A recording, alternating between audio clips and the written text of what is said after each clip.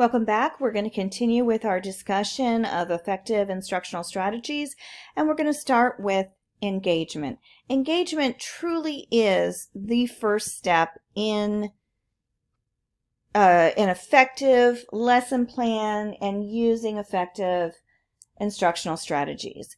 Engagement ensures that all of the students are interested and hooked right from the very beginning. We know that students can have attentional issues, can be thinking about other things, but when we're ready to start, we want to make sure that all of our students are engaged and ready to learn. They're ready to hear what we have to say and what we're about to do. So how do we do that? Well, I always go back to my example of when I was in college. As a freshman, my first semester in college at University of Maryland, I took a chemistry class. Not my favorite subject, not my best subject, but I was excited about chemistry and I went to every single lecture because I had such a good instructor and he was a master at the engagement part of a lesson. At least once a week. This was back in the day at a very large, University of Maryland's very large, and chemistry, we were in a large lecture hall with 300 to 400 students. We did have labs which were smaller, but for our lecture, Monday, Wednesday, Friday, there were 300 or 400 of us in the lecture hall.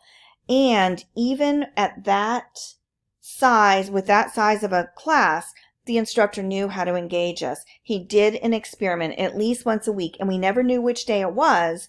So again, we had to come Monday through Friday because we didn't know what he was going to do. He always did some type of, for lack of a better term, wild experiment at the beginning of class. He was an expert in volcanoes. So sometimes there was a volcano erupting, and that's what would engage us. The one that I remember is the hydrogen balloon. He had a balloon filled with hydrogen on a 20-foot string, and he lit a candle on the end of a stick, and he used the candle to blow up the balloon, basically, and that certainly got our attention. So what are we going to do? We certainly were engaged from that point on. So that's just an extreme example, but what are we going to do in our classrooms? Please, I'm not telling you to blow up hydrogen balloons in your classroom. The point is, what are we going to do to grab our students' attention and get them engaged in the lesson right from the beginning? So that's the first step. That's the first effective instructional strategy that we can use in all of our lessons, is to think very deeply. Don't just start right in with whatever you're going to talk about, but what are you going to do to engage the students to grab their attention? So think about that. Again, it needs to be developmentally appropriate, and it's going to be different for a preschooler than it is for a third grade student, but think about engagement. Next along the process of lesson planning, we get to activating prior knowledge. What are we going to do to make linkages to what students already know with what they're going to learn in this new lesson? What are we going to do to activate those neural connections that they've already made because we've already taught other information? What are we going to do to bring that to the forefront of their mind as we build upon that with the new knowledge that they're going to learn in the lesson? What are we going to do? There are different strategies that we can use to activate prior knowledge, and we'll talk about a few of them. But this is another key piece in the lesson planning process and an effective instructional strategy to think about. We engage them, we hook the students, we get them ready to learn, then we start to build upon what they already know. So we want to activate prior knowledge. That's step 2 in effective lesson planning, and that is another effective instructional strategy. So what can we do to activate prior knowledge? We certainly want to use developmentally appropriate practices. This might be, an example might be a mind map or a brainstorm. That's what this picture demonstrates. What if we take a concept that we're going to learn in this new lesson, talk to the students, what do they already know about it? You can do this down in preschool. You can do this in third grade. It is just, the responses you're going to get, your expectations will be different. But you can use a mind map, a brainstorming session, a word cloud. What what do the students already know about this topic that we're going to discuss today?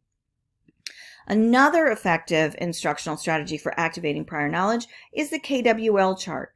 What do the students already know? What do they want to know about this topic? And then at the end of the lesson, what did they learn? And if you use a KWL, and you don't want to use it all the time, it's not a strategy that you use every single time you're activating prior knowledge, but you can use it throughout your lessons and decide which one it works for best. The L part of the KWL can be used as your assessment.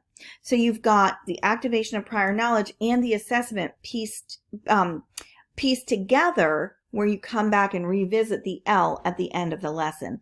So at the beginning of the lesson, after you've engaged the students, you talk to them about what do they already know. There's your activating prior knowledge. What do they already know about frogs, about habitats, about whatever you're going to discuss, the water cycle, mixing colors, whatever topic that you're going to talk about, what do they already know?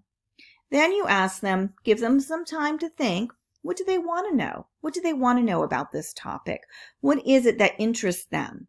Again, this leads towards that child-initiated or child-centered instruction by asking them what they want to know, thinking about it as you're doing your lesson plans, as you're going through your lesson plans, and referring back to this chart so you make sure that you address or allow children to explore in the areas in which they're interested.